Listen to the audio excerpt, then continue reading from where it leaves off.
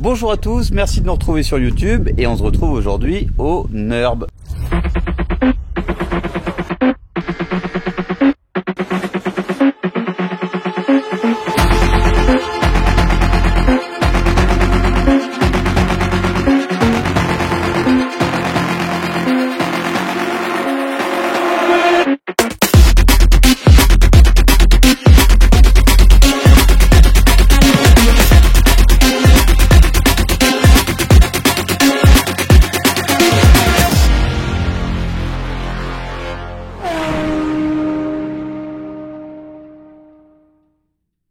Donc première fois de cette année 2023, alors encore plus touriste, hein. La tenue la dernière fois c'était pas chouette, on a les chaussures bateau, je sais pas si on les a vues mais elles vont bien me servir pendant le week-end, et la 992 GT3, donc ça c'est un outil plutôt adapté. On est accompagné d'une petite M2 compétition, mais on a aussi d'autres voitures qui vont arriver comme une M2 CS Racing puisqu'on est là pour un track day. Donc on va commencer rapidement par faire quelques tours ce soir en TF, en Touristenfahrten, mais on a également ici une 997 GT3 qui fait mine un petit peu d'être une RS, mais on essaiera de vous la présenter un petit peu plus tard. C'est parti, ça va être assez court, assez intense et on croise les doigts pour la météo. C'est souvent le sujet du NURB. Pour l'instant ça se passe bien. Alors demain ça peut que bien se passer parce qu'on a un numéro qui va vite, celui du célèbre comment dire le célèbre pilote automobile qui n'est pas un pilote puisque la voiture fait partie du pilote, c'est n'importe quoi.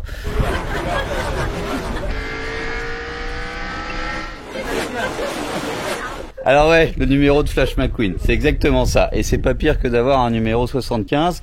On va chambrer un petit peu puisque c'est un Parisien qui nous rejoint dans notre team de BMistes et de Porschistes. Et c'est le Breton qui a le 75. C'est mal fait la vie. Nous, Flash McQueen, c'est vachement mieux.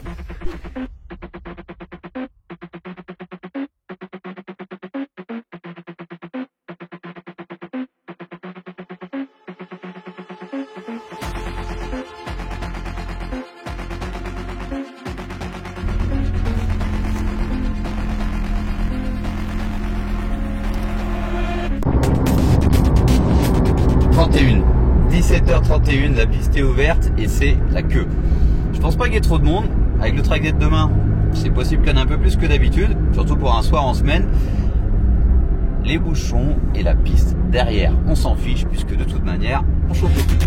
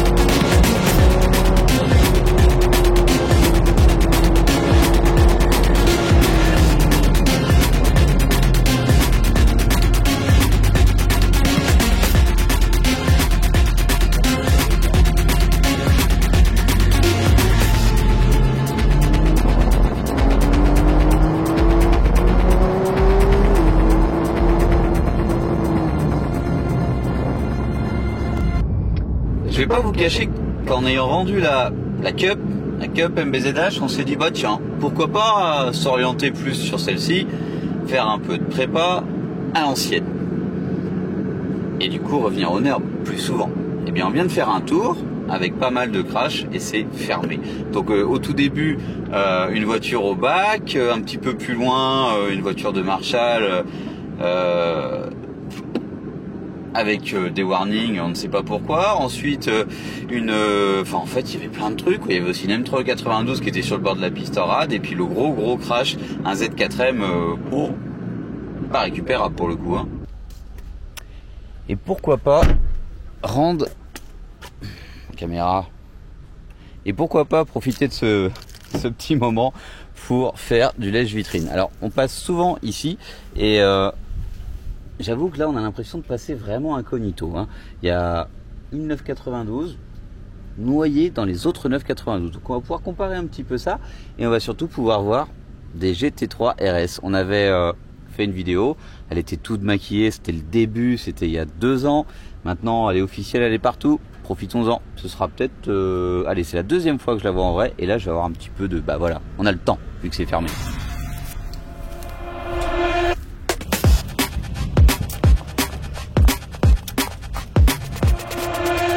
Un exemplaire juste ici. On va en profiter et à noter qu'elle a déjà des petites modifications, alors toutes mignonnes, hein, juste une sangle de remorquage, mais je suis curieux quand même, elle n'est pas ici pour rien. On peut les entretenir, mais si on emmène une voiture chez le préparateur, surtout une voiture comme ça, c'est souvent pour y faire quelques petites modifications, comme une Géo par exemple. Beaucoup de carrossage sur celle-ci. Tout était maquillé, mais là on le voit bien. Hein. On a le petit vérin ici. Il y a beaucoup de carbone. Alors j'avoue que je suis un petit peu lassé du carbone à outrance. Bon, voilà, il y en a ici. Il y en a sur le toit, sur la partie centrale entre les deux vannes. Hyper rigolo, hein, ce petit morceau qui fait penser que ça sert à pas grand chose, mais en fait ça guide l'air, donc la voiture est plus stable. Du carbone ici. Et on reproche beaucoup aux 992 GT3, GT3 RS d'avoir beaucoup de plastique. Bah moi j'aime bien. Je dois dire que voilà, c'est simple, efficace, c'est fonctionnel et à mon avis trop cher pour un bout de plastique. Mais vous voyez, ici c'est la même chose. On a un gros bas de caisse. Alors ici ça fait vraiment penser à la GT3, la précédente. Et on a hâte d'en avoir une ici au garage pour la préparer. Enfin justement pas ici, au garage, pour voir un petit peu si ces prises d'air, à l'inverse de la turbo, vont alimenter, à l'inverse de la Cup pardon, vont alimenter le moteur à l'arrière.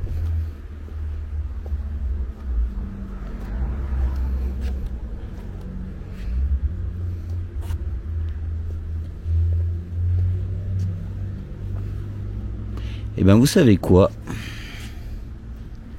on dirait que non, puisque en fait on voit le filtre à air ici. Juste au fond de cette grille, tout au fond ici, on distingue le filtre à air. Peut-être que je vais avoir du mal à vous le montrer. C'est même certain. Hop là.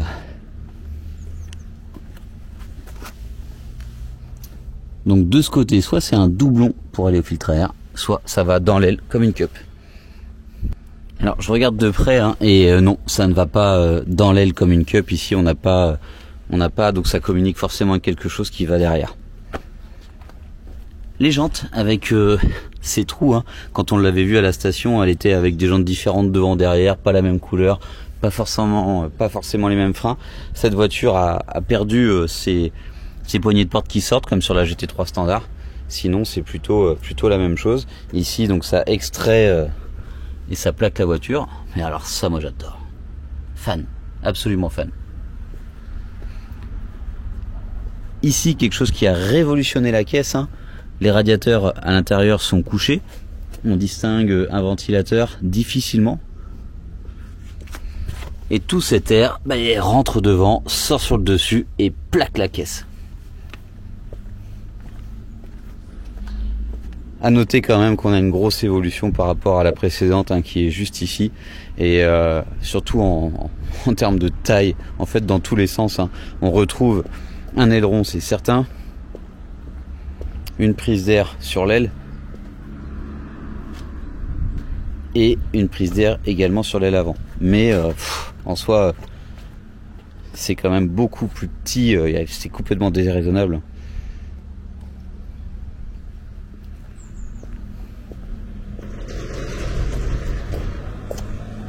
Salut le Flo! Tout début de week-end terminé. On a fait quelques tours. Bon, allez, on est là pour l'ambiance, hein. Même si on n'a pas beaucoup, même si on n'a pas fait de chrono, on a vu plein de choses et plein de belles voitures.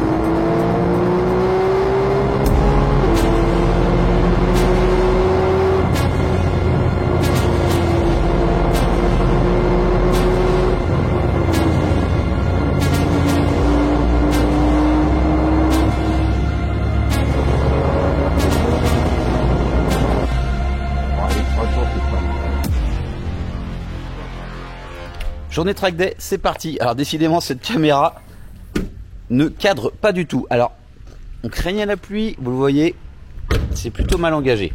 Mais on va passer entre les gouttes. Go! Ou pas.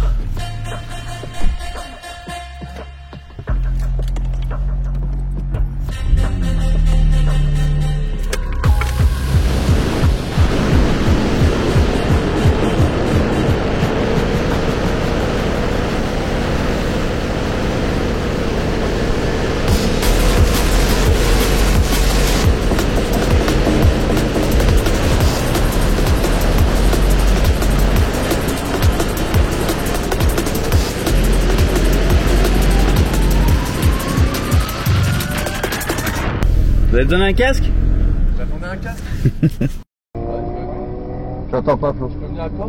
Ah oui, si tu veux. Il veut venir avec toi. Comment? Qu'est-ce que j'apprends? Combien tu pèses? Donc, merci.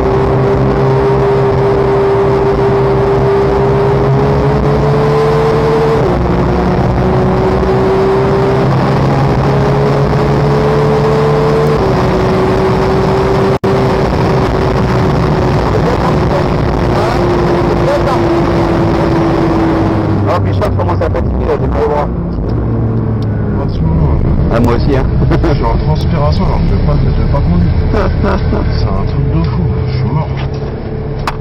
Oh là là. Ouh. Ah putain, bravo. Non, c'était pas mal. Pas les pressions. Quelle maîtrise, quelle... Ah bah faut le connaître. Hein. Ah putain, mais là c'est... Et là, tu vois, j'étais pas encore bien. Ça manque de frein. Oh, arrête, t'en as du frein. C'est qu'en fait, tu lâches les gaz à la dernière seconde en fait. Il y a peut-être 2-3 tours intensifs, hein. Un tour de chauffe, un tour super bien, 7-18 et ensuite un tour un petit peu brouillon, gêné, puisqu'on a, en fait, on a profité de la pluie pour faire un tour hyper clair. Bon, ceci dit, c'était hyper cool, on trouve des repères, ça fait du bien. Je reprends ma caméra puisque peut-être que plus que des tours à fond les ballons, ça vous intéresserait de voir un petit peu l'envers du décor. Et je suis désolé, hein, je vais pas toucher au réglage de ma caméra, donc si ça décadre, si on dit comme ça dans le cinéma, c'est pas grave. Donc là, j'ai une clé. Ici, on a un diffuseur. Vous voyez, il s'est cassé la tronche. Donc on va récupérer une vis ici pour mettre sur la Porsche. Donc merci la BM. Finalement, on a piqué une vis sous le capot. Comme quoi, il y a pas mal de choses qui servent à rien. Il y a encore moyen de l'alléger, cette voiture de course. Salut Manu. Ça va bien?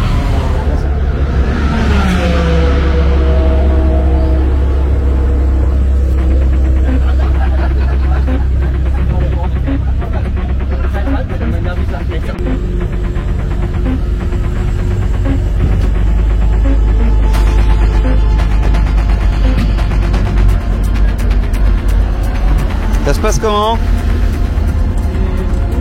Pas évident? Le chrono, oh, Non, c'est pas 7,58. Si, c'est bien quand même. Même beaucoup.